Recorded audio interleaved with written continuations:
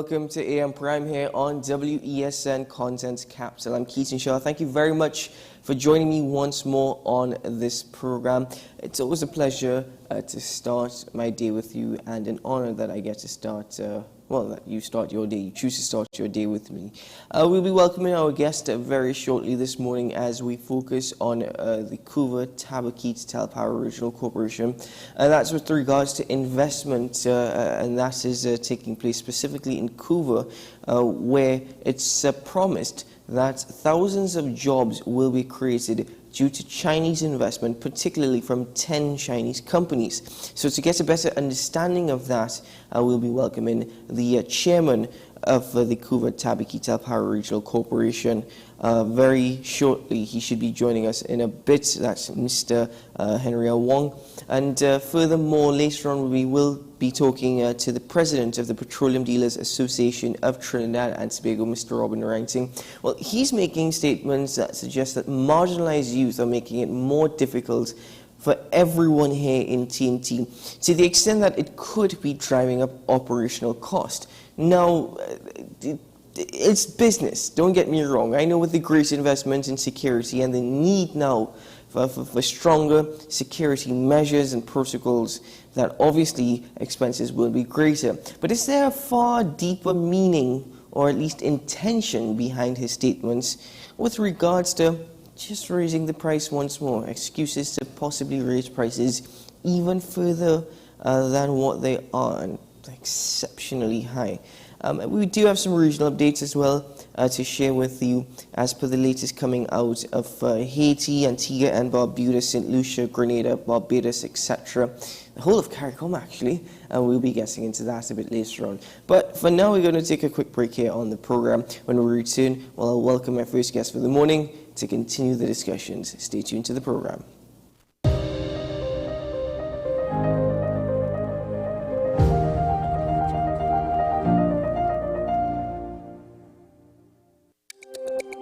Every word, every line, every paragraph depicts a real moment in someone's life.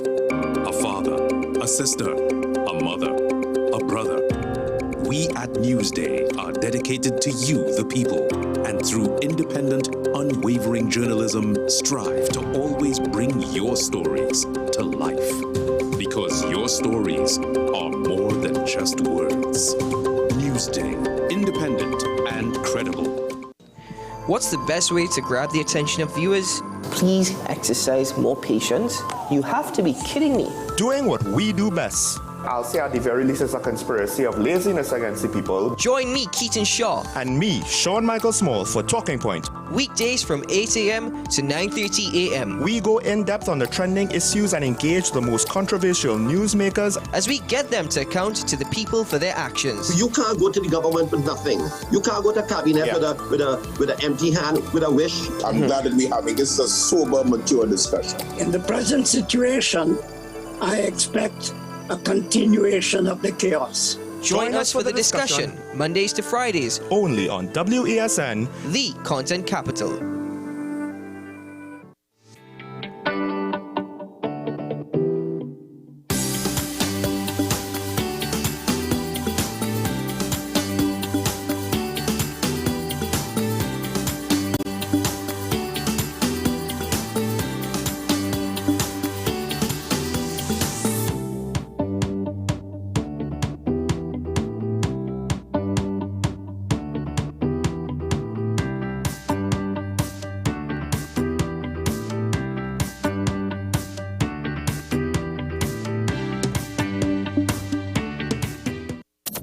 North Coast Jazz and Heritage Festival. North Coast Jazz and Heritage Festival begins on Friday, May 26th with Movie Night.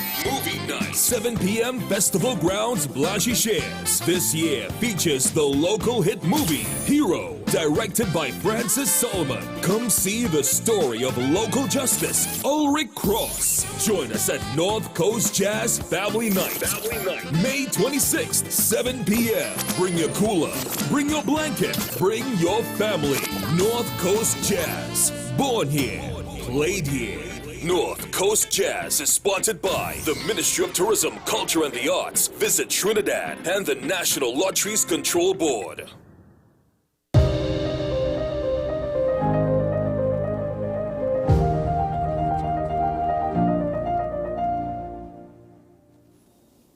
Welcome back to AM Prime. I'm now joined by the chairman of the Cuba Tabaquite Talpara Regional Corporation, Mr. Henry Wong. He's with us via Zoom. Good morning, Mr. Wong.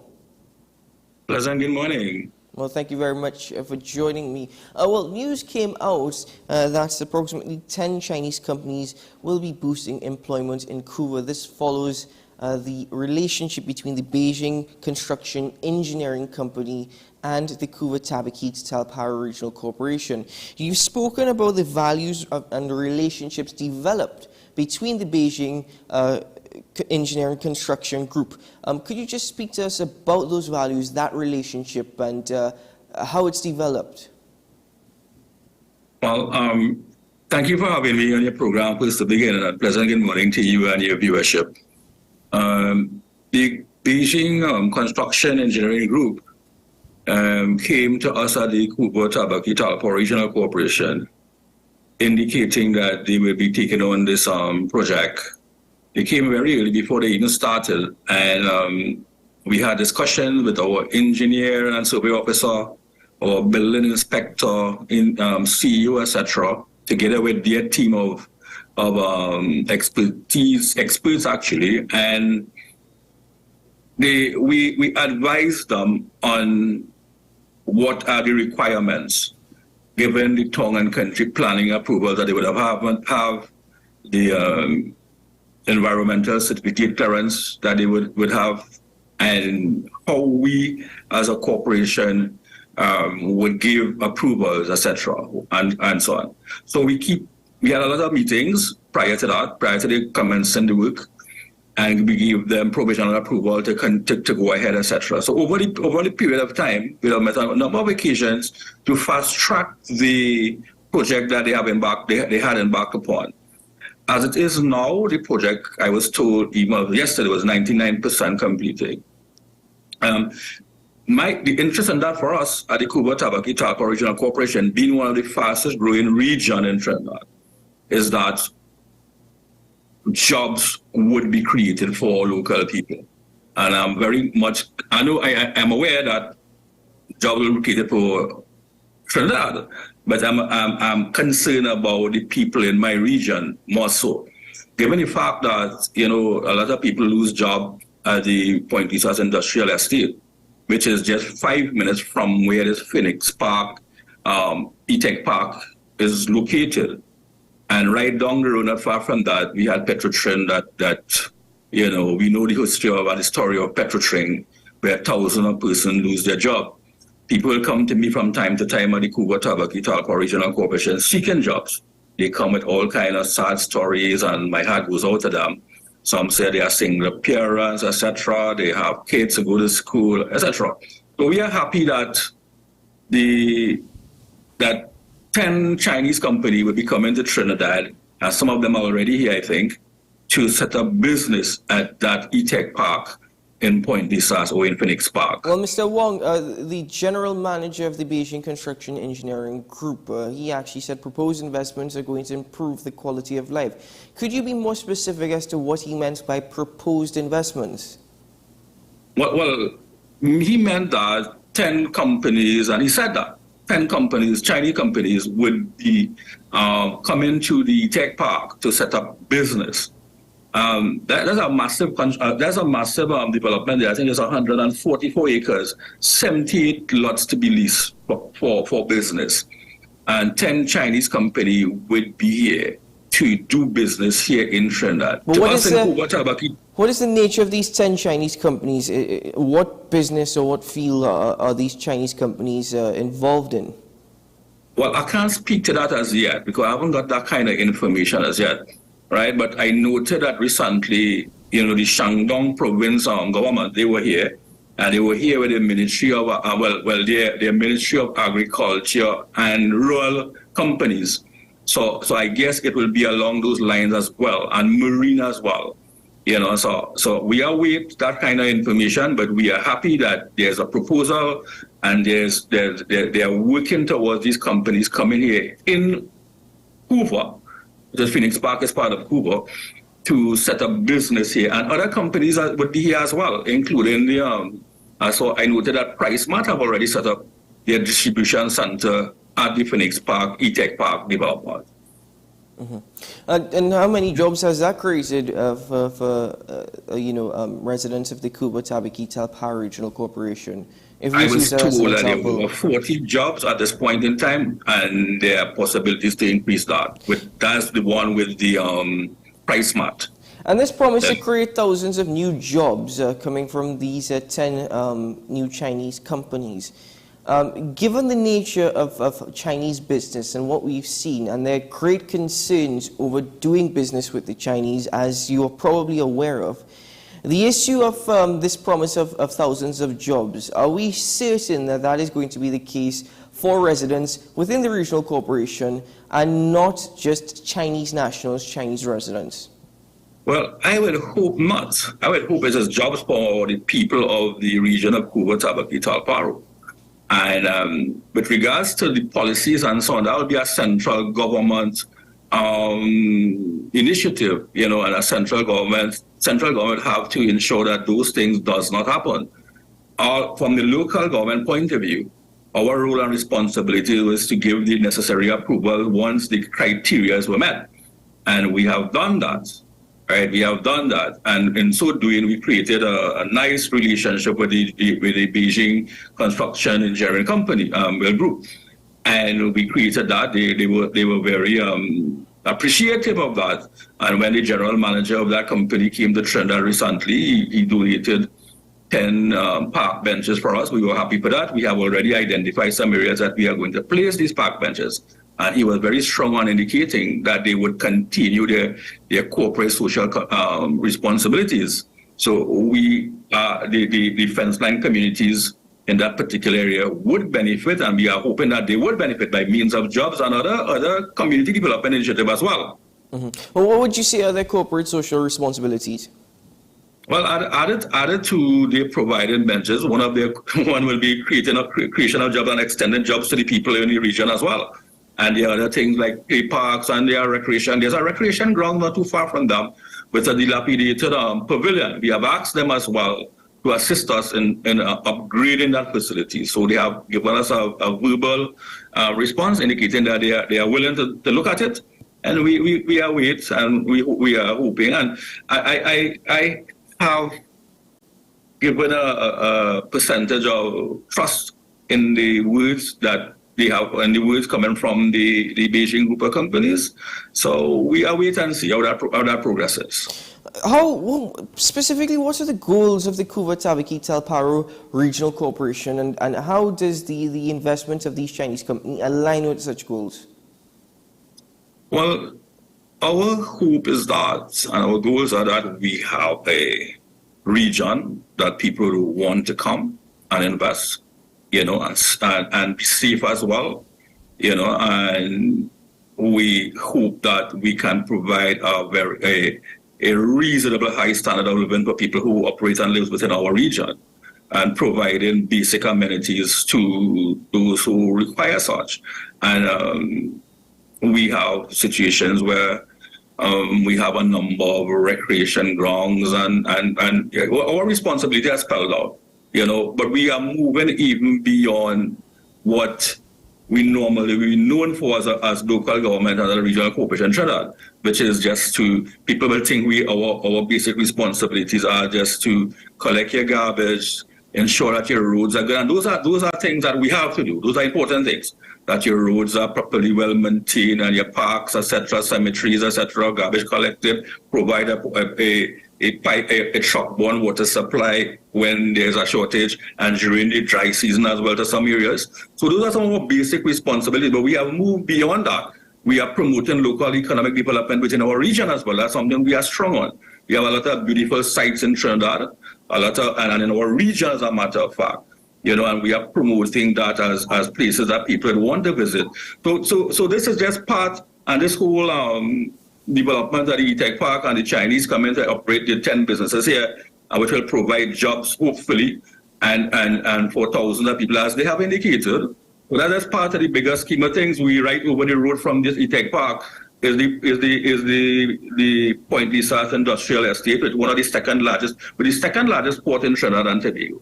Yeah, so we in Cuba is known for industries over the last decades, as a couple of decades ago. Well, Mr. Wong, it certainly doesn't sound as though much has changed if we're using a donation of 10 park benches as the handshake of friendship.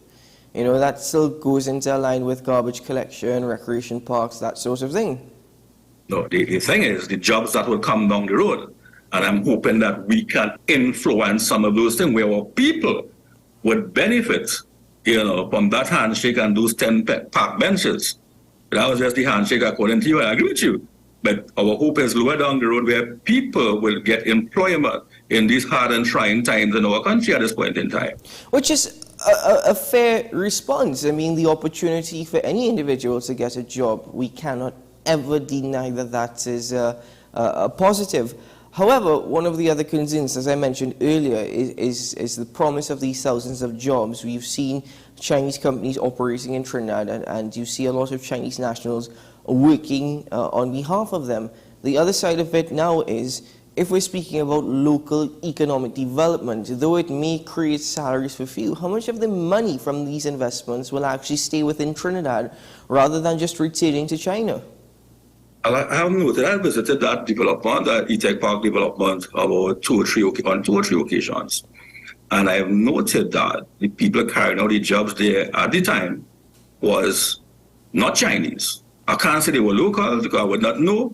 I am sure most of them would have been locals, right? But the operation, just at the management level of the company, with Mr. Leo Wang, who is the project manager, there's a few of them, but basically the majority of job with regards to the construction aspect of things was carried out, I'm thinking, by most of them being local.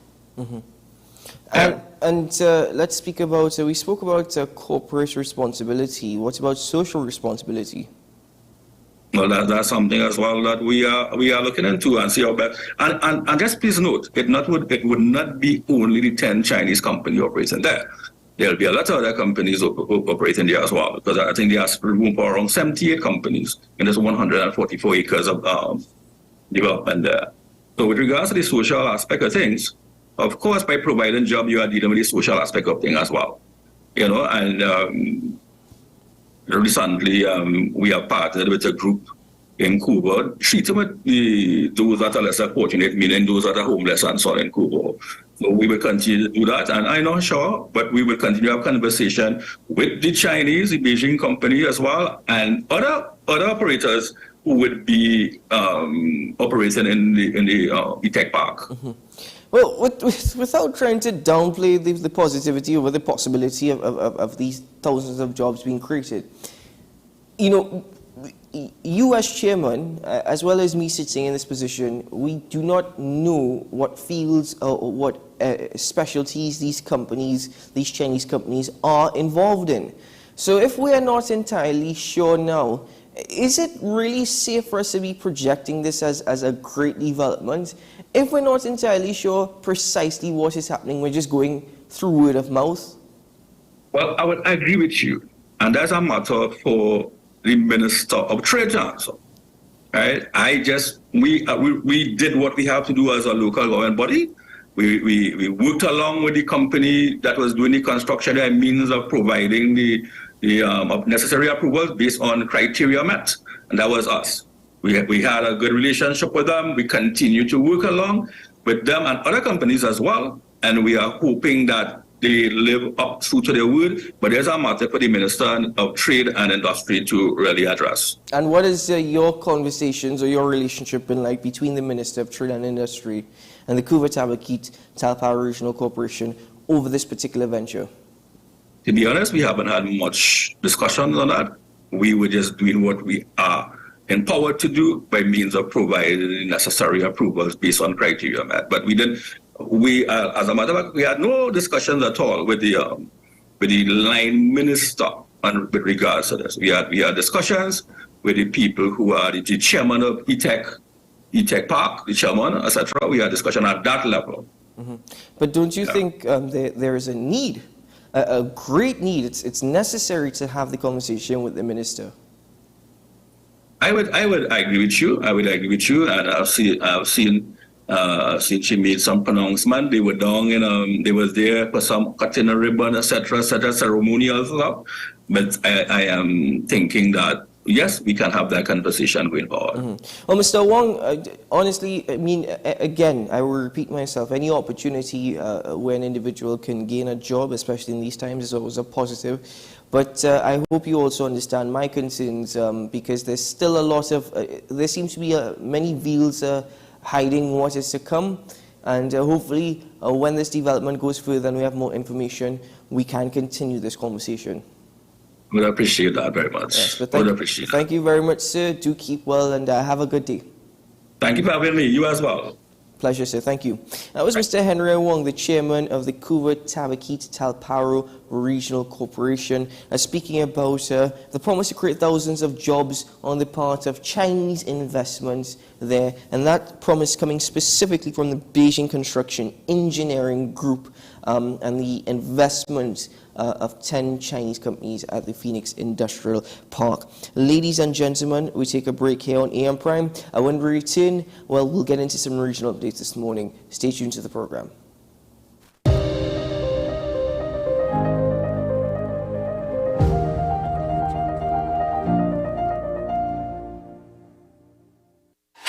FanZone, your reliable, authentic supplier, has just gotten better. You can now visit our website www.fanzonett.com for your authentic wear and collectibles. The only place where you can use both your Visa debit and credit cards. Visit our website fanzonett.com to make your purchase today.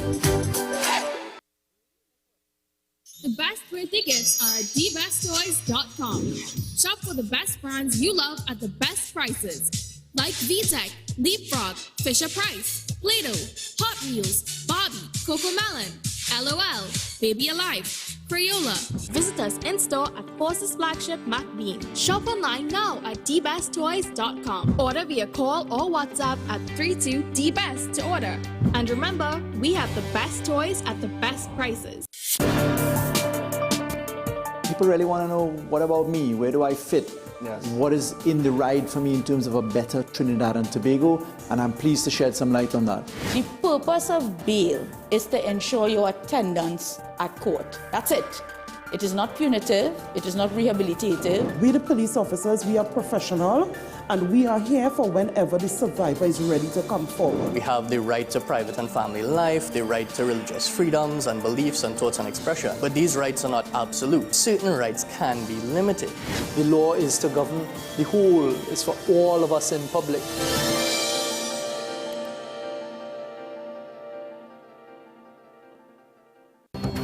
The issue, the continued rise in the price of flour and its impact on the cost of living in Trinidad and Tobago. How should we go about it? I want to ask you, what has been revealed to you about the state of vulnerability in the country because of this exercise and because of what we're going through? Is the government losing the war on the vaccine front? The discussion should revolve around the common good for the greatest number of people in Trinidad and Tobago. How do we inculcate a sense of respect and regard for people who may not be of your own political ilk or persuasion? The communities are now being used by political opportunists. So when the tables are turned, it's the same way. Okay, this has been 10 Questions. I'm Andy Johnson, and we'll see you next time. Hey beautiful people, Stacey Sobas here, inviting you to join me and a star-studded cast of artists for North Coast Jazz 2023. May 27th, Salman Hotroy Park Blanche shares. Get your tickets early.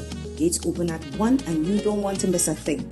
So make the road trip, because it's not just jazz, it's North Coast Jazz. Festival Grounds, Lashiges. Enjoy a beautiful evening of fantastic music together with your friends. Be mesmerized and captivated by the music of our top local entertainers and musicians, including BP Renegades, Ace Panis and Arranger, Duborn Stewart, Chrison Joseph, Sitarist Extraordinaire, Mungo Patterson, Stacy Sobers, Gospel Queen Nisa, backing band led by Magic Finger guitarist Dean Williams. Also, Brass to the World, featuring two iconic superstars, Ronnie McIntosh and Super Blue, plus much more. Born here and played here. North Coast Jazz, Saturday, 27th May at Festival Grounds, Blanchichez. Showtime, 3:30 p.m. Tickets already on sale at Kenny's Sports Centers, Extra Foods, Crosby St. James, Mott's Liquor Palace, Diggle Martin Main Road, WESN, Gallagher Street, Athletes by the Park, and IslandEatTickets.com. For more info, call 331-4285. Get ready for North Coast Jazz. The MG showroom has an SUV for your personality with multiple features that will have you driving in comfort and style.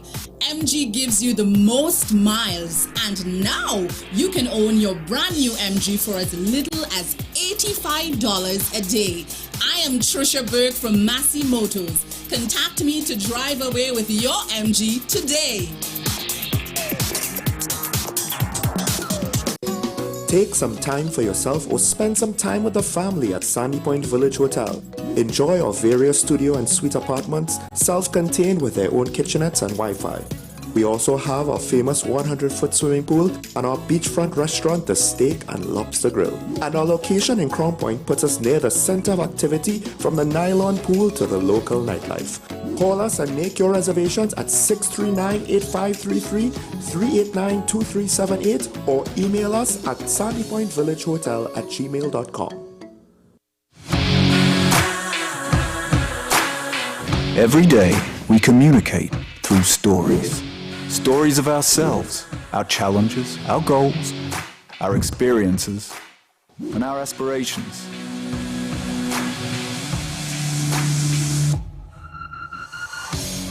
Storytelling is an art that we have mastered. WESN Film Studios comprises a collaborative team of experts with extensive industry experience locally, regionally, and internationally.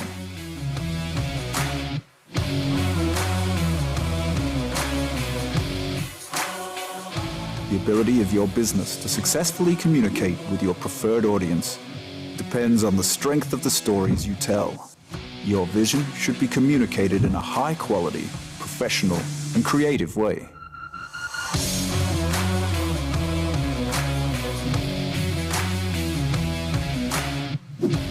From concept to post-production, advertising to film, multi-camera productions, live events, streaming, and virtual conferencing, we are WESN Film Studio. Let your own unique voice be heard and your vision realized. Call us today at 628-5835 for your next production.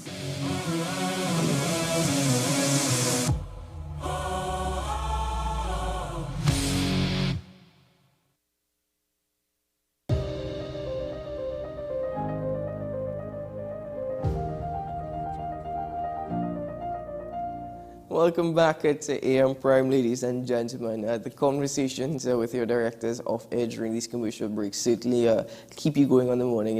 I guess it's my form of coffee.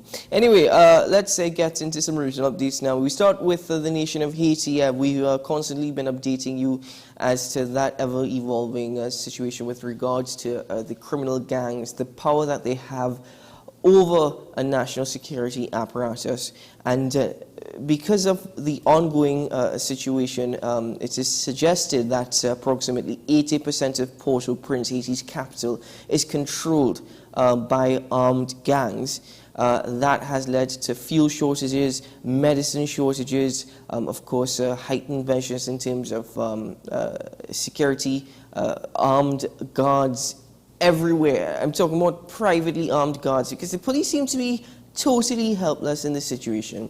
Of course, overall, it's affected the economy and also people's lives in terms of food, in terms of electricity, etc. Now, nearly half of Haiti's population is suffering from acute hunger, but humanitarian agencies are struggling to reach vulnerable communities that live in areas controlled by gangs. All this are symptoms of Haiti's bigger problems. Let's take a look at this report. Water, mud, fat and salt. This is what Shirley Nonsent and her family are going to be eating for the next few days. It is not just her.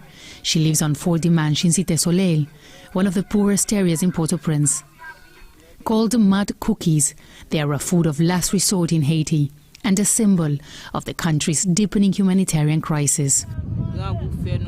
We eat mud cookies because we are hungry. We don't have food. It's salty and we eat it. We can drink water and we feel full. Haiti's capital and its slum areas like Cité Soleil are now controlled by violent gangs. As a result, access to food is often impossible. The World Food Programme says half of Haiti's population is going hungry. Humanitarian agencies working in Haiti have had to adapt to the ongoing violence. We have to prepare the meals outside Cité Soleil. So here we're in Delma, a commune at Port-au-Prince. It's not too far from Cité Soleil. We cook the food here. The volunteer cooks are here. They prepare big pots of rice and beans. We put that onto the truck. The food, the hot food, is driven down to Cité Soleil and distributed immediately because we cannot leave food stocks. No food, no peace. Haiti will never be at peace as long as half of its population requires humanitarian assistance. The organization is also giving away snack bars with protein for children. But aid is not reaching everyone. All of these people have been displaced by gang-related violence. There's dozens of children living in this place. Shilov here is just over a year old. He's clearly undernourished with skin problems. There's thousands of people who are living like this in Haiti right now. Michaela Exium is living in an improvised shelter in the neighborhood of Solino. She delivered her baby here 2 months ago and says finding food has become a daily challenge. They were shooting all over the neighborhood. Everyone ran to save their lives. A priest gave us this place for shelter. Most children here are not eating every day. Violence and hunger continue to spread throughout Haiti. And while the international community discusses possible solutions, those who live here are clearly desperate for any help they can get. Teresa Bo, Al Jazeera, Port-au-Prince.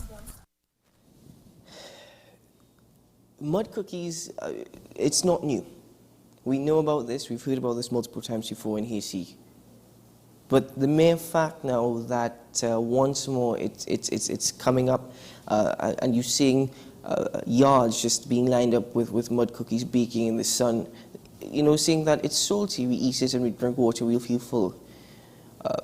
This is extremely heartbreaking, to say the least. And according to the director of the World Food Programme there in Haiti, Haiti will never be at peace as long as it needs humanitarian assistance. And it's quite amazing, the polar opposites of Haiti. Centuries ago, it was considered the richest country in the Western Hemisphere, given its natural resources. Now, it's one of the poorest in the world. We move across to the nation of Antigua and Barbuda for a totally different story, where Antiguans and Barbudans are being urged to have more children and to have them stay in the country. The country's aging population means the ratio of active social security contributors to pensioners is below what it should be. This means the social security retirement age will likely increase further after it reaches 65 in 2 years' time. This is an issue that is happening all across the world, from the richest countries of France and Japan to us down here in the Caribbean, to Trinidad and Tobago as well. But it seems as though Antigua and Barbuda have to look beyond just the retirement age of 65 and increase it even further. Let's take a look at this report. The Social Security boss says Antigua and Barbuda needs a ratio of at least 10 workers to 1 pensioner to adequately support the program. He says the reality is far from that, about 4 to 1, since the country has approximately 11,000 pensioners and 44,000 active contributors. The program's pensioner age has increased by 1 every 2 years since 2017 and is set to remain at 65 after it gets to that age in 2025. But Matthias says that plan could change. Actually could very well recommend, which I suspect that it's going to be the recommendation, that we're going to have to move the age maybe to 69 or even 70, right? The reality is that people are living longer. The Social Security Executive Director says there are ways to reverse the aging population phenomenon, but it won't happen overnight. You can do like the Nordic countries. They recognize that they had declining birth rates, so they incentivized having children. They gave people significant maternity leave and other inducements so they could start having children. The simple reality is our birth rate has to increase. He encourages Antiguans and Barbadians to have more children and to have them in the country. The very purpose for you going to the States, Canada, and the United Kingdom to have a child is that you don't expect that that child is going to contribute to Antigua. You're creating an opportunity for that child away from Antigua. The reality is you're actually building the seeds of our own, that is Social Security and the nation's decline. Matthias says another way to increase the working population group is simply inviting work-age people from other countries to live in Antigua and Barbuda. Jamie J. Roche, ABS News. All right, let's go now to Grenada, where government reconfirmed a grant financing of over £16 million under the United Kingdom's Caribbean Infrastructure Partnership Fund. This report coming from the island of Grenada. Grenada will benefit from more than £16 million in grant financing under the United Kingdom Caribbean Infrastructure Partnership Fund (UKCIF) facility.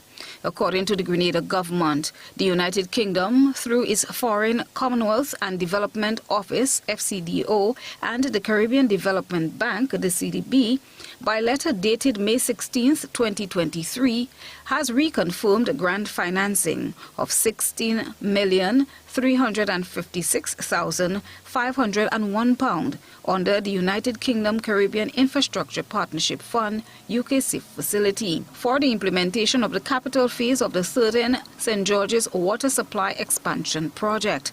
MIT Minister Andy Williams addressed this development during this morning's sitting of the lower house. I'm happy to report that our Prime Minister, leading the way, were able to get what we gain financing for one component of the project, which approximately $70 million. And Mr. Speaker, let me just say this. That is not a loan we are talking about. We are talking about a grant. In February 2016, the Caribbean Development Bank signed a Memorandum of Understanding with the Government of the United Kingdom, acting through the then Department of International Development, the DFID, now FCDO, for the provision of up to £300 million by way of grant funding, UKCIF resources, to finance economic infrastructure in FCDO's official development assistance eligible countries in the Caribbean.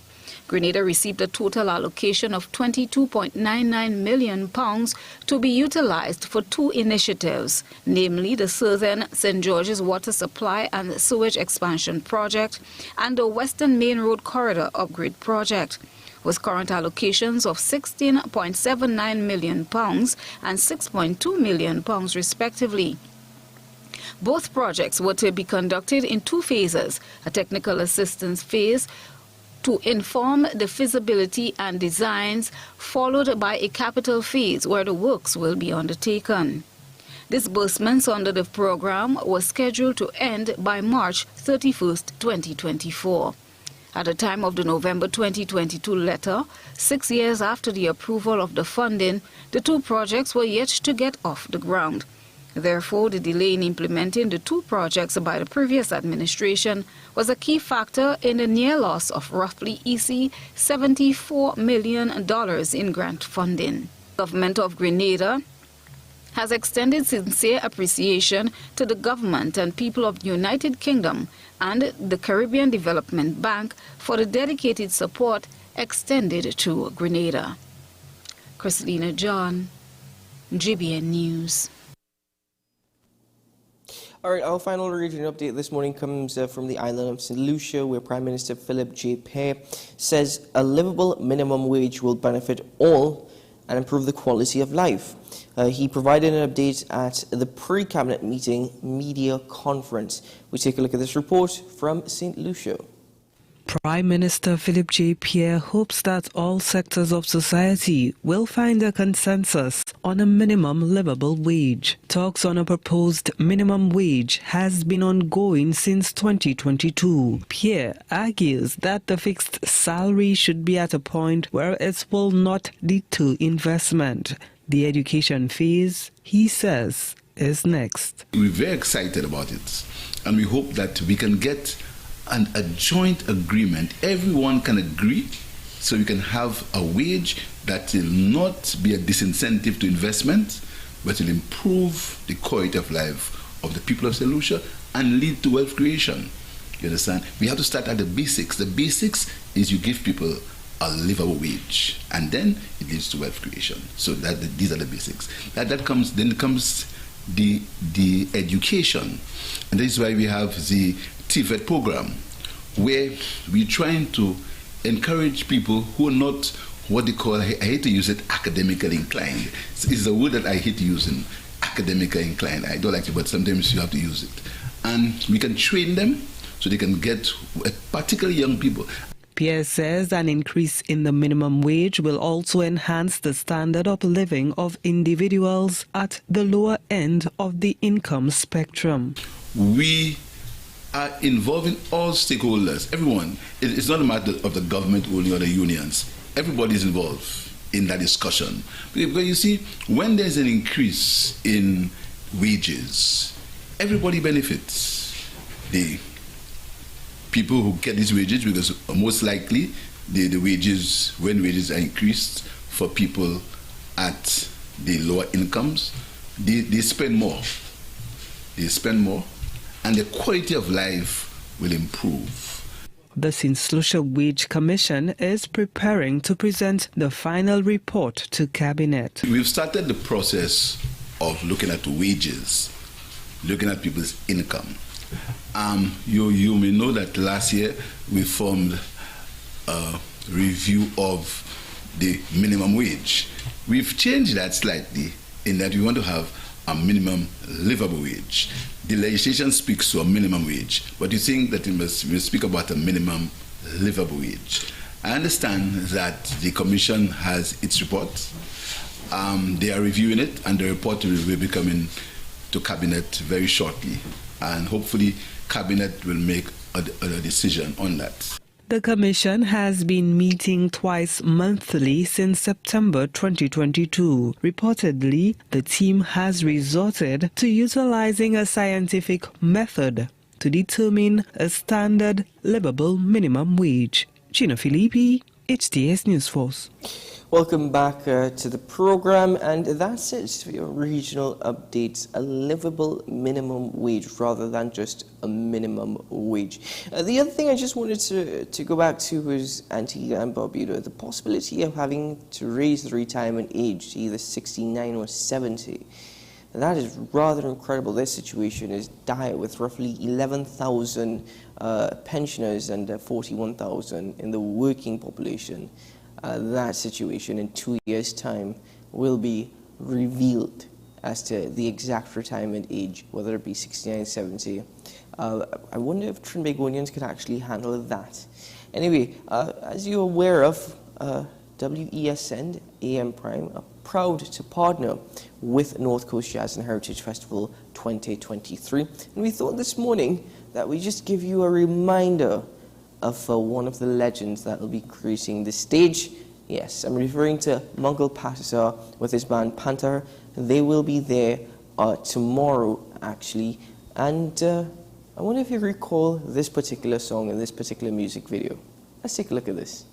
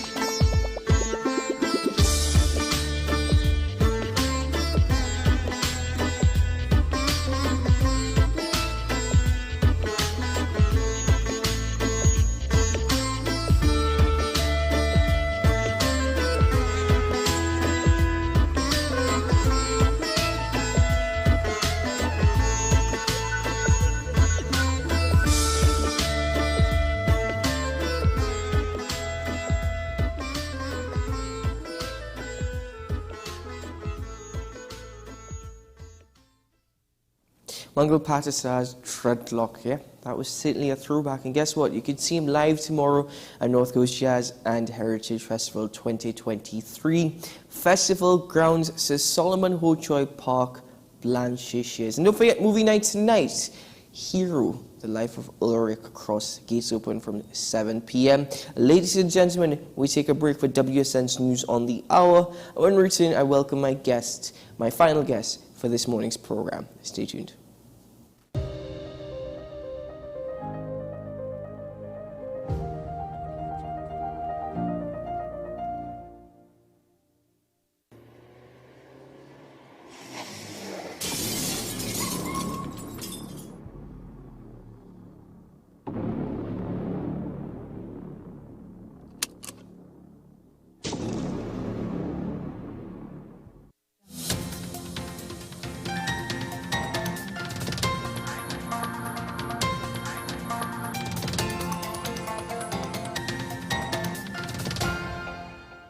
Here's your WESN News on the Hour. I am Denise Martin. Thanks for joining us.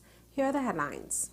IDA leader expresses disappointment with silence of THA Chief Secretary. Fisherman killed in South Arabuch. Regionally, ILO Director General says tripartite efforts will help solve Caribbean's pressing challenges. And internationally, new superbug killing antibiotic discovered using AI. Now for the details. IDA political leader Dr. Denise Soyafat Angus says the Tobago people's trust has been betrayed.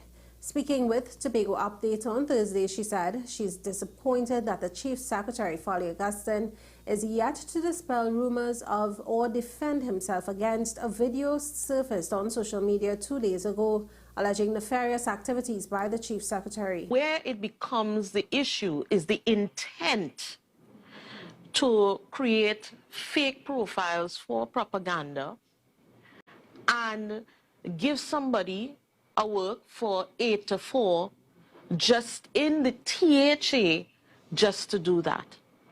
That is where the challenge comes, because you're now using, or you're intent on utilizing public funds for political engineering. Okay? And I know people are going to say, but the others have done it too. But didn't we campaign for things to be done differently? A 41-year-old fisherman was gunned down on Wednesday. Reports say Anish Ramratan was gunned down at Bellevue Road, South Orpooch. Investigations into his killing are continuing.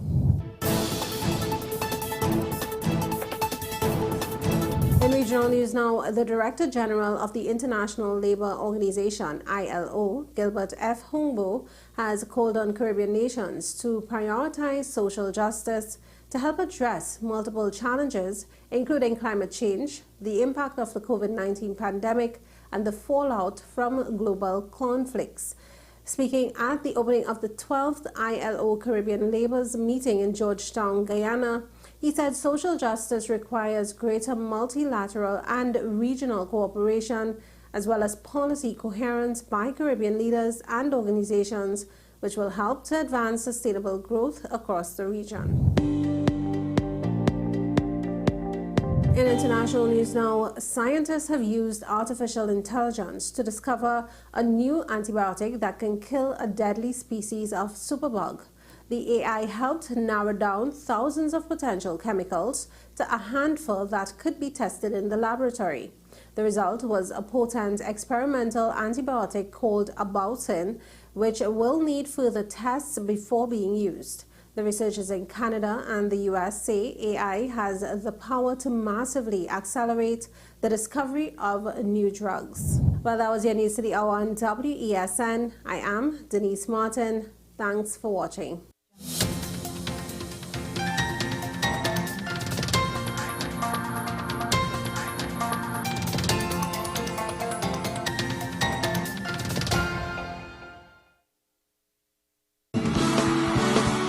The countdown has started for the premier jazz show of the season.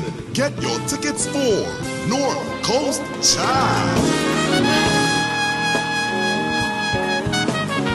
Festival grounds, Lashiges. Enjoy a beautiful evening of fantastic music together with your friends. Be mesmerized and captivated by the music of our top local entertainers and musicians, including BP Renegades, Ace Panis and Arranger, Dubon Stewart, Chrison Joseph, Sitarist Extraordinaire, Mungo Patazar, Stacy Sobers, Gospel Queen Nisa, backing band led by Magic Finger guitarist Dean Williams. Also, Brass to the World, featuring two iconic superstars Ronnie McIntosh and Superblue, plus much more. Born here and played here. North Coast Jazz, Saturday, 27th May at Festival Grounds, Lashiges. Showtime, 3:30 p.m. Tickets already on sale at Kenny's Sports Centers. Extra Foods, Crosby St. James, Mart's Liquor Palace, Dico Martin Main Road, WESN, Gallagher Street, Athletes by the Park, and IslandEatTickets.com. For more info, call 331-4285. Get ready for North Coast Jazz. Is it politics? What is it? Is it that nobody cares about sports? The kind of support that sport used to get in the past is no longer here. The thing is, taking a knee doesn't mean that that's the only thing you're doing on it. Right. Taking a knee along with other stuff. Samantha, what are you looking forward to when you return home to Trinidad and Tobago after winning the title? Thank you very much for speaking it into existence. Is there no pressure on Nicholas Paul? It makes me more motivated to work hard and to go out there and rep the white and black. Why are we sending a team to the Winter Olympics? There are a number of Trinbagonians who are in the diaspora and have grown up in winter sport. It's an opportunity that the Trinidad and Tobago Olympic Committee will not close the door on. I also believe in the players that we have. Once you can motivate the players, you can get the best out of them.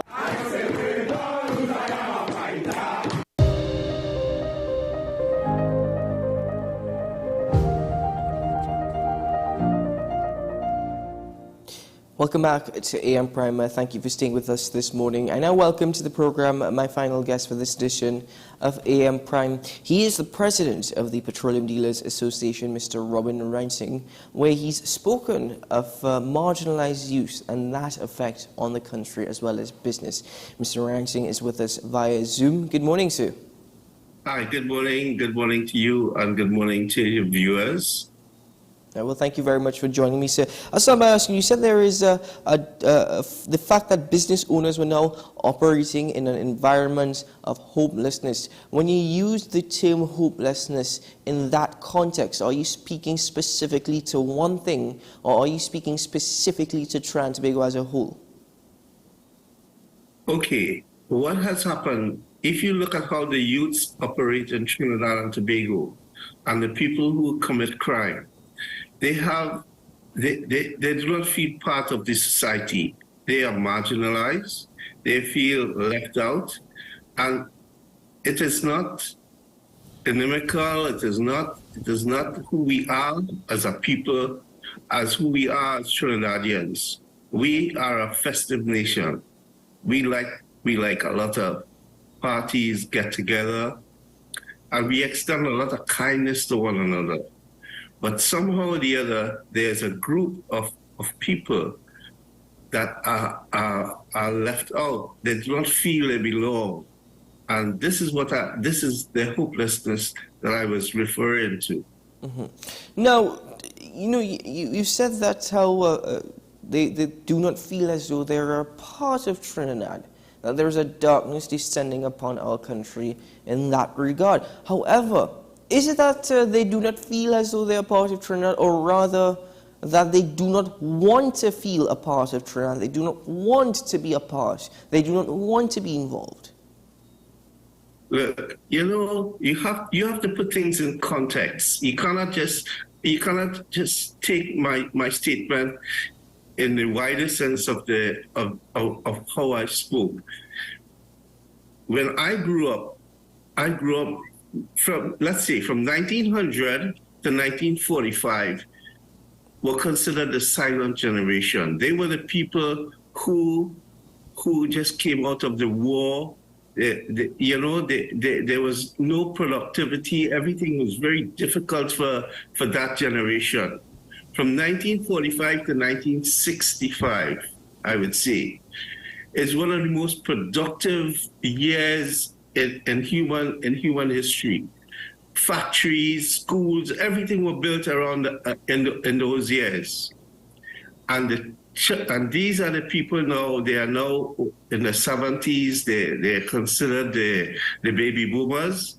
Now their children and their grandchildren are now coming up.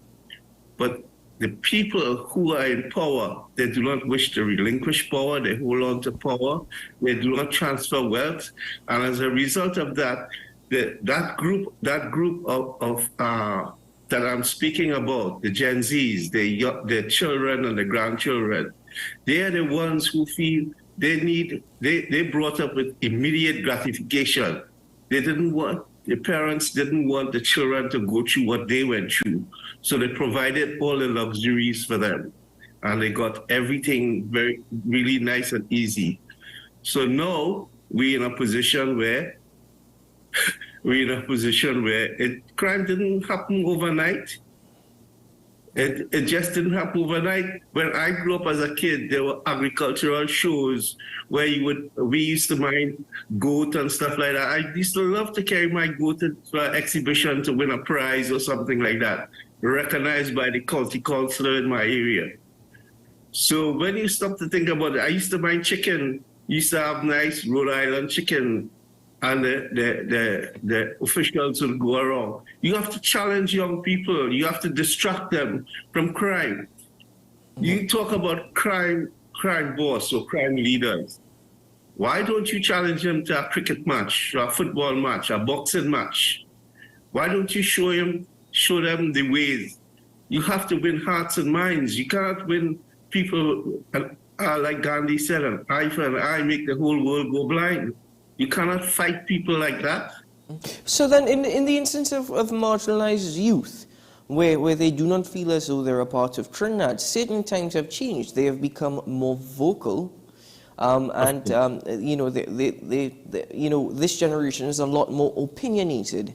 The issue now is, though they're vocal and a lot more opinionated, many times you speak to young people and their first mindset is to move out of Trinidad. You've also mentioned leadership, which is a very key part of this particular discussion. I'll expand on that a bit later on. But the responsibility for actually changing the mindset of marginalized youth, is it up to a paradigm shift amongst marginalized youth that they themselves now need to take themselves out of this situation?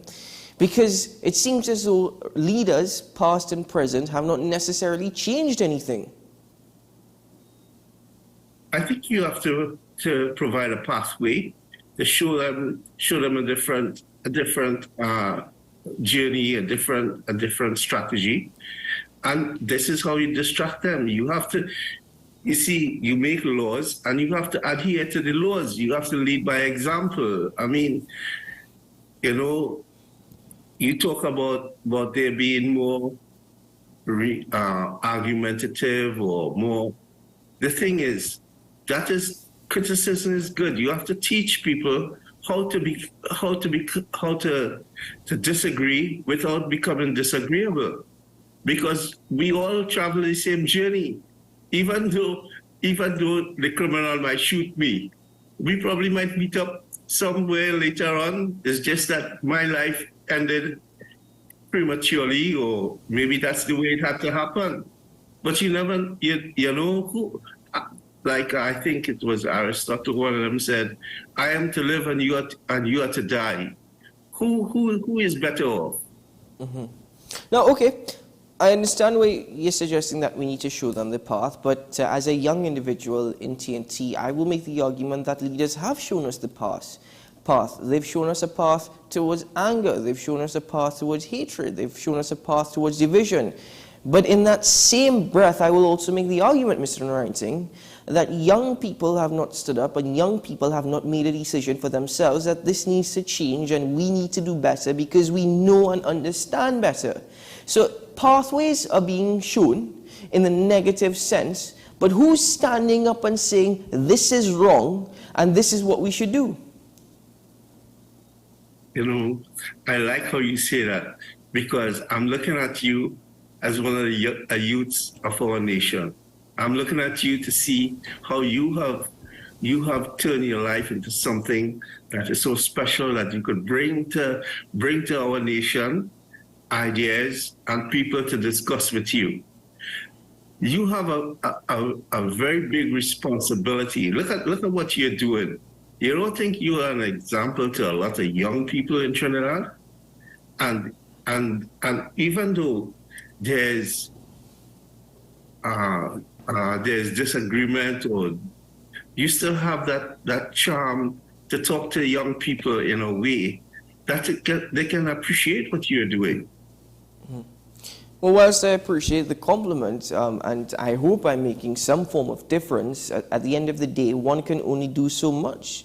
It's truly up to an individual or individuals to decide where it is they want to go or what it is they want to do. And I still believe that opportunity exists. It's whether or not we're actually grasping at such opportunity. But back to the core issue now of operational cost. And you've mentioned that marginalized youth well, their actions or inaction could drive up operational costs. What is the correlation? It's simple. It's simple. Business now has to employ security guards. They have to employ, floor workers, people to supervise the store for shoplifters. And I mean, there's a myriad of expenses that goes along with this indiscipline that is taking place in business. Then there's also the fact that the damages that they do in the business, like when they destroy property and injure people, it all adds up. It adds up in human cost and economic cost and in a myriad of costs. But this is just a few. I haven't itemized all of this, but there's a lot of costs that take place. Well, I'm not totally ignorant to the situation as it relates to crime. I mean, in this position, it is very difficult, especially when you have to constantly read the reports that are coming out through the media, and even the reports that are not being reported via media. But in that sense, at the same time, Mr. Narayan, not much has changed. We've always had to invest in security guards. We've had to invest in security cameras and burglar proofing over the years. I mean, technology has upgraded, and of course, that will come with a cost anytime you have to upgrade your facilities. But then, I'm still confused. Driving up operational cost when nothing much has changed. The situation has gotten worse. But it's not to say that hiring a security guard today is going to cost $2,000 more than it did yesterday. Oh, yes, indeed. You see, if you're in business, you'd understand what I'm talking about. Remember, these security guards need a living wage. And a living wage today is astronomical, the way prices are. And not only that, all people need a living wage. We have to understand that, I mean, look at how, if you look at nature is always in balance. There's always, from the time you look at somebody, you can tell, you have an assessment. So when you talk in terms of business, when you talk in terms of even in your household, in your house, like you say, you burglar-proof your house, you put fencing, you have electronic thing. All of these are costs, added costs that 40 years ago you never had. Mm-hmm. And what are the solutions to ensure that these costs do not break what is already an exceedingly high ceiling? What are the solutions? The solution is to win hearts and minds. Let people look. You cannot help everyone. There are a lot of people who have defective reasoning, and as a result of that, they will act contrary to what is the mainstream behavior. Mm-hmm. The thing is, deviant behavior changes laws. When people, like, for instance, they had this smoking marijuana was against the law.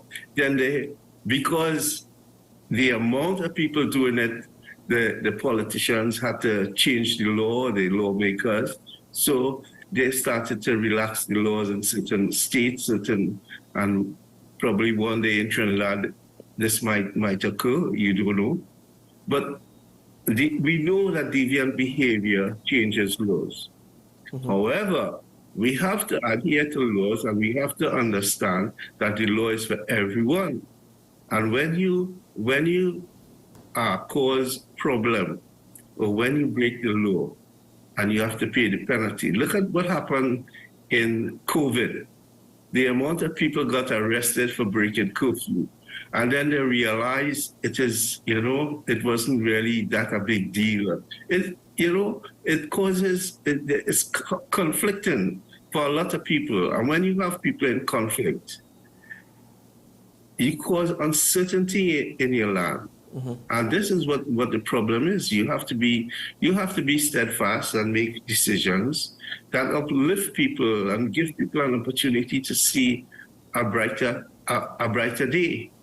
Now, I hear you, Mr. Narayan Singh, but in that same regard, the laws do exist. The laws are simply not enforced. I mean, there are many times, if you take a drive, and I'm sure you've witnessed this, where people are breaking simple laws, such as traffic violations, such as driving on the shoulder. You have people that are constantly littering in public, urinating in public. You have people that are constantly using obscene language, even blasting loud music. All of these are actually enforced through the laws of Trinidad and Tobago. Enacted in the laws of Trinidad and Tobago, but not enforced by the Trinidad and Tobago Police Service. And therefore, people here in TNT feel that they can get away with absolutely anything. They themselves don't adhere to the laws. And when it is they are caught breaking whatever law, there's always this excuse or this reason that this is a minor offense as compared to the bigger things that are happening, and the TTPS is choosing to target me.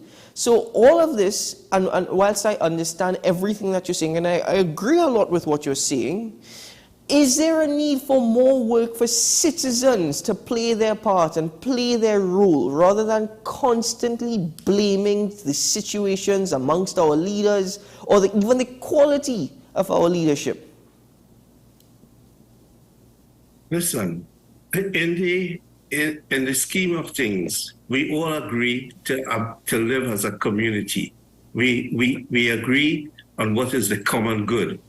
And the common good do not trespass against other people. If we adhere to that as a society, as a community, and we adhere to those principles, obviously we will not trespass against other people.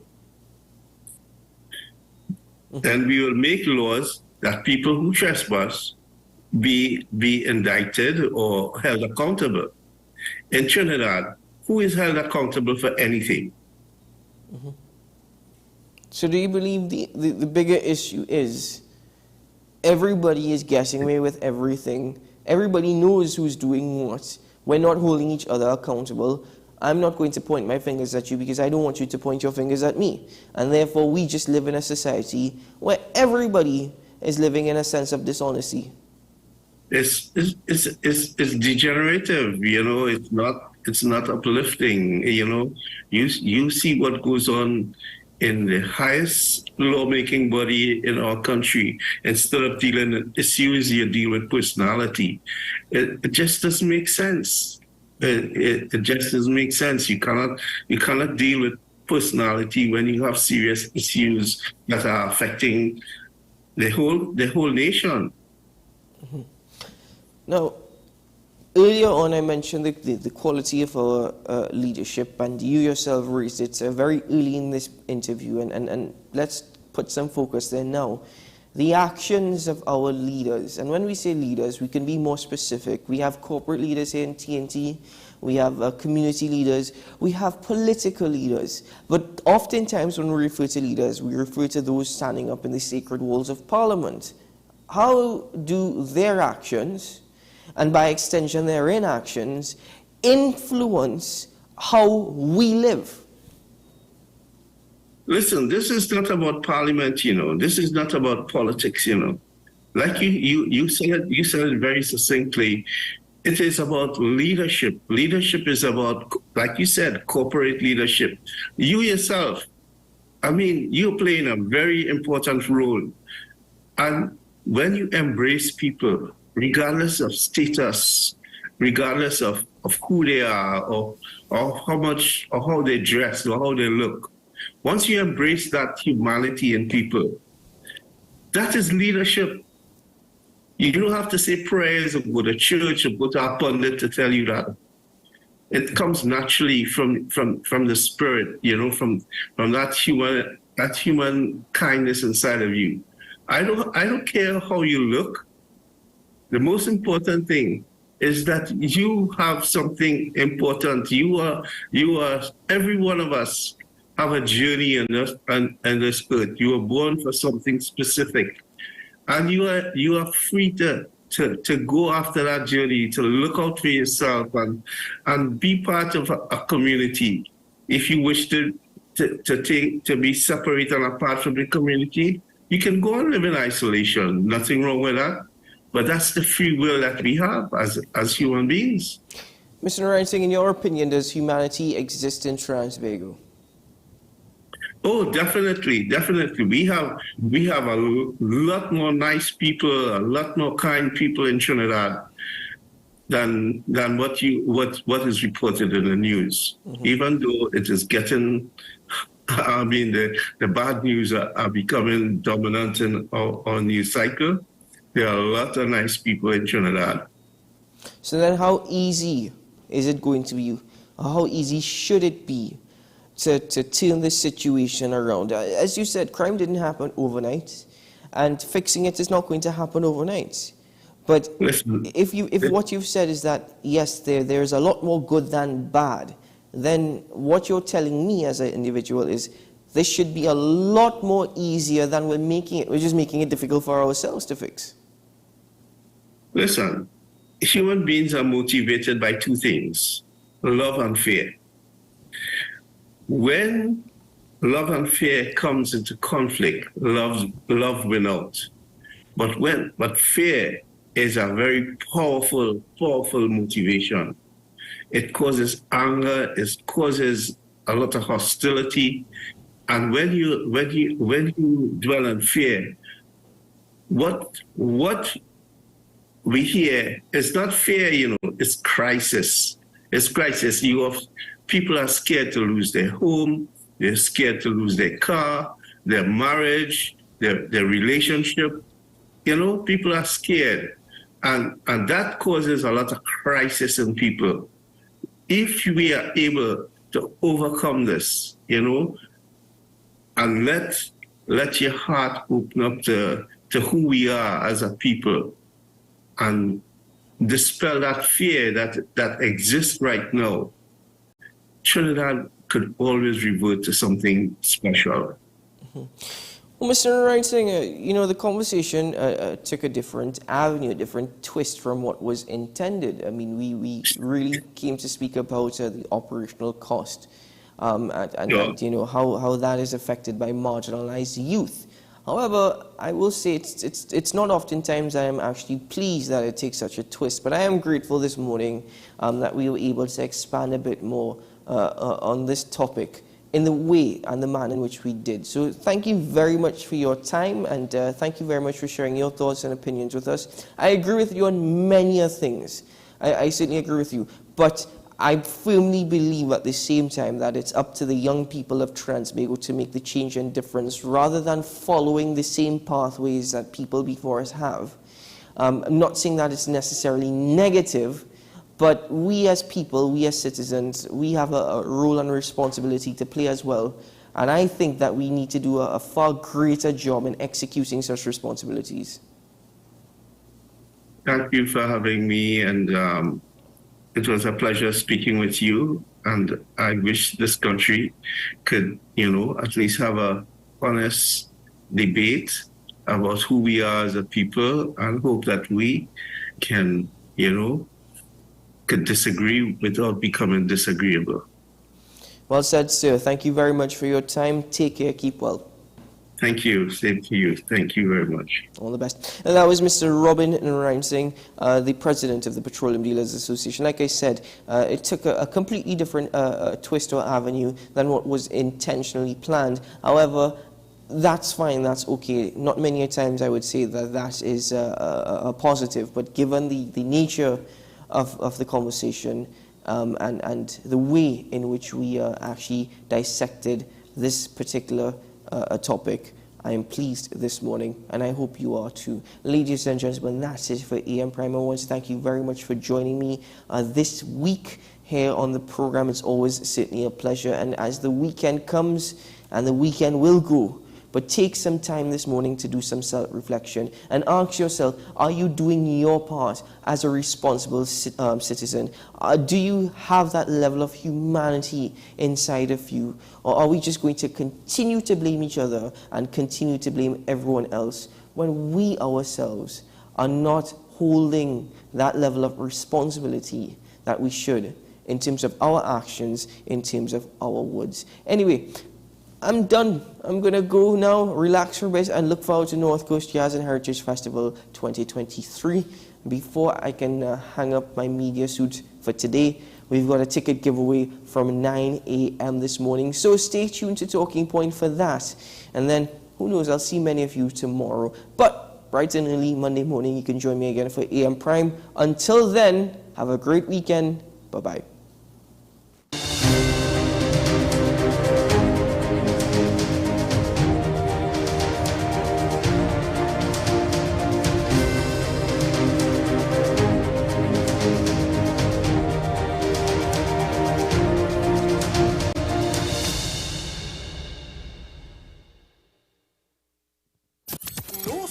Jazz and Heritage Festival.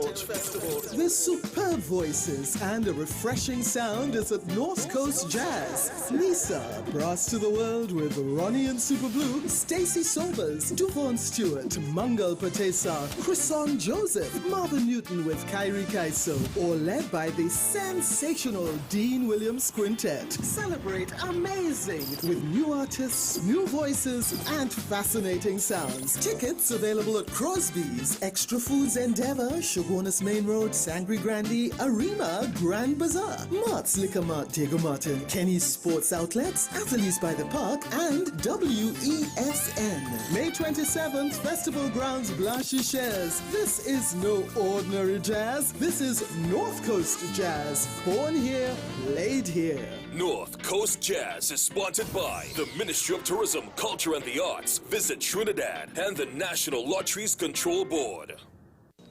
What's the best way to grab the attention of viewers? Please exercise more patience. You have to be kidding me. Doing what we do best. I'll say at the very least it's a conspiracy of laziness against the people. Join me, Keaton Shaw. And me, Sean Michael Small, for Talking Point. Weekdays from 8 a.m. to 9:30 a.m. We go in depth on the trending issues and engage the most controversial newsmakers as we get them to account to the people for their actions. You can't go to the government with nothing.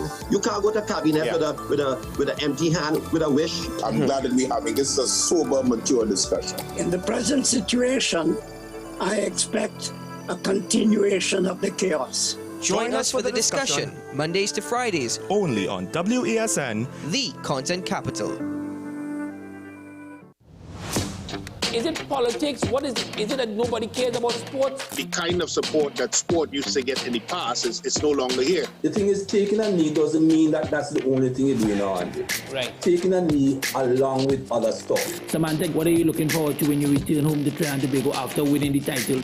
Thank you very much for speaking it into existence. Is there no pressure on Nicholas Paul? It makes me more motivated to work hard and to go out there and rep the white and black. Why are we sending a team to the Winter Olympics? There are a number of Trinbagonians who are in the diaspora and have grown up in winter sport. It's an opportunity that the Trinidad and Tobago Olympic Committee will not close the door on. I also believe in the players that we have. Once you can motivate the players, you can get the best out of them.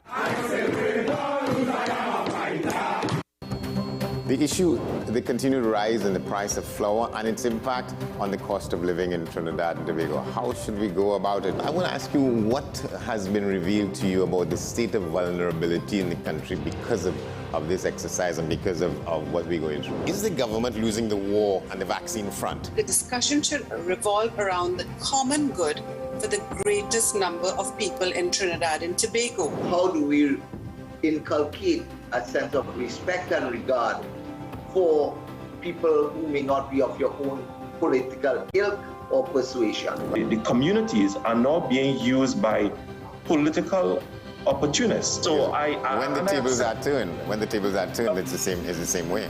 Okay, this has been 10 Questions. I'm Andy Johnson, and we'll see you next time.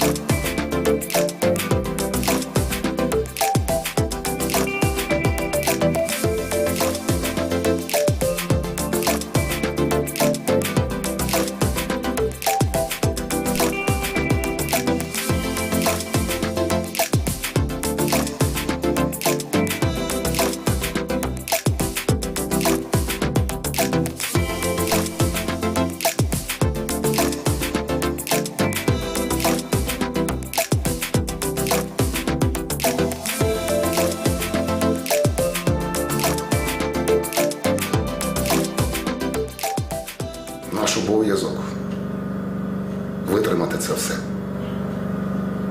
But how long can Avdiivka hold firm as the battle around it intensifies and the Russians close in? Some 200 people have been killed here since the full-scale invasion, 6 in the past week.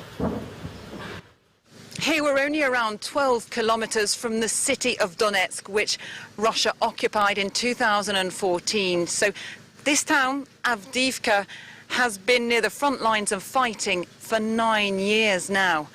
But now Russian forces are employing the same tactics as they did in Bakhmut. Surround the city, bombard it and try and take it, even if all that's left is a pile of ruins. Catherine Norris-Trent there. Well, a report just out from Amnesty International on the treatment of women and girls in Afghanistan under the Taliban details treatment that could be evidence of the crime against humanity of gender persecution. Well, I'm now joined on the line from London by Yamini Mishra, who is the Regional Director for South Asia for Amnesty International. Thank you so much for joining us, Yamini Mishra. If we could start first by discussing some of what is in this report. There's obviously wholesale discrimination against women in Afghanistan, that's clear.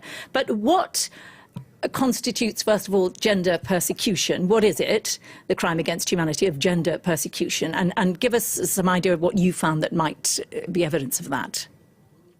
Yeah, so as you rightly said, discrimination in Afghanistan against women is something that everybody knows about. But I think the value add of our report is that it's a detailed argument.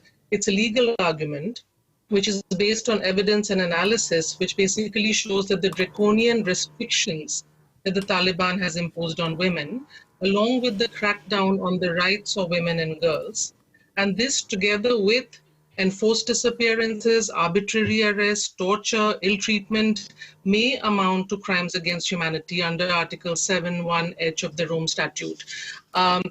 Very importantly, in this report, we are also making the case, we are making a legal case for why women and girls fleeing persecution in Afghanistan should presumptively be considered refugees in need for international protection. So I think that is the new thing that we are saying in this report. Otherwise, yes, discrimination against women in Afghanistan has been well known.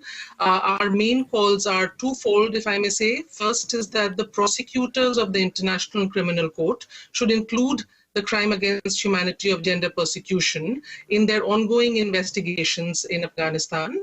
And the other thing that, since you asked what is the value add of crimes against humanity, once it is acknowledged as crimes against humanity, other states can exercise universal jurisdiction or other lawful means to bring the perpetrators to account. So that is what is new about this report. Now, you just said you would like the International Criminal Court to include this crime in its investigation. Why is it that that is not already happening? Why have you had to call for this? So, frankly, the gender persecution as a crime against humanity has been called out before. The UN Special Rapporteur has already made that call. But what was not there was a very detailed legal systematic analysis. And that is what our report does. It shows that what is happening in Afghanistan right now cumulatively forms a system of repression that meets the criteria of gender persecution under crimes against humanity. And you also, as you said, called for universal jurisdiction. How would that work? Would that mean that someone from the Taliban visiting another country? I mean, explain to us how that might work. Yes, precisely that universal jurisdiction in common parlance would imply that it doesn't matter where the crime is committed. When the people in Taliban who are perpetrators of such violence travel outside, for instance, other countries with similar legal systems who subscribe to this can actually hold these perpetrators to account. So the international community, therefore, has a more important and a larger role to play. And have the Taliban reacted to your report? I mean, did you talk to them even while you were compiling it? So we at Amnesty always give the right to reply to governments. In this case as well, we gave the right to reply to the Taliban. We sent a letter to the Ministry of Foreign Affairs earlier this month. I think it was on the 3rd of May with the summary of finding and asking them to respond, but they haven't responded. So yes, we did give them a right to reply and they haven't responded. Now, the rule of the Taliban in Afghanistan has put aid agencies and NGOs in a very difficult situation. Some have withdrawn, some have been expelled. What should they do? Because ordinary women and girls need their help in Afghanistan, and they're being put in this very difficult position. What would you advise? Well, I think the entire international community has to come together and hold Taliban accountable. I think the international community has done way too little on that account. I mean, you're talking about bans from working with NGOs, but the whole set of restrictions is just formidable. I mean, they can't participate in public life. They can't go to school beyond grade 6. They are prohibited from working. They can't go around for anything which is of a considerable distance without a male chaperone, the mahram. There is ban on NGOs. There's ban on going to parks. So I think overall, the only outcome that should be acceptable to the international communities for this system of gender-based persecution to be dismantled altogether. And therefore, what can aid agencies do? Well, aid agencies themselves can't do much, but they can put pressure on the international community, on the UN, the Human Rights Council, the Security Council, to hold Taliban to account for these violations.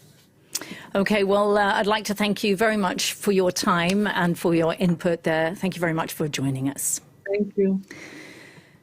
To the United Kingdom now, and a newly released cache of FBI files from the US has revealed a potential plot to assassinate Queen Elizabeth II of the United Kingdom during her 1983 visit to California. The possible threat followed a phone call made by a man who claimed that his daughter had been killed in Northern Ireland by a rubber bullet, according to the document. And it also refers to a bar frequented by Irish Republican Army sympathisers. Well, for more on this report, I'm joined now by Benedict Pavio in London. Benedict, thanks for joining us. This FBI document, then, how serious was this threat back in 1983 on the US visit by the royal couple? Classified FBI files, very serious, but then it wasn't a first, according to this 100-page or so cache that's now been uploaded to the FBI website. It seems that there had been other threats during other visits, public or private, of the British monarch, for example, in 1981. But this assassination threat in 1983, which was made to a police officer in San Francisco who frequented an Irish pub, was very serious. He warned federal agents about a call from a man that he had met at this pub in